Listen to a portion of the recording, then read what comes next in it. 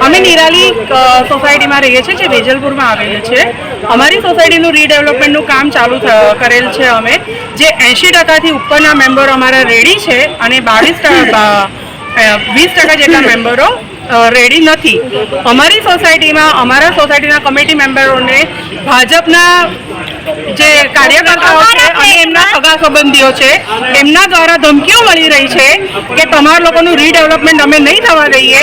હમણાં હાલમાં ગઈકાલે જ અમારા બિલ્ડરે રીડેવલપમેન્ટનું બોર્ડ લગાડવામાં આવ્યું છે, તો રાતે કોઈ અજાણી વ્યક્તિએ, જે લોકો નેગેટિવમાં છે, અમને એવો ડાઉટ છે કે એ જ લોકોએ કર્યું હશે જેમને બોર્ડ કાપી નાખ્યું છે, ફાડી નાખ્યું છે અને સોસાયટીના રહીશોને ધમકીઓ મળી રહી છે. જો ભાજપવાળા આવા લોકોને સપોર્ટ કરતા હોય તો અમારા સોસાયટીમાંથી કોઈ પણ જણ ભાજપને વોટ નહીં આપે.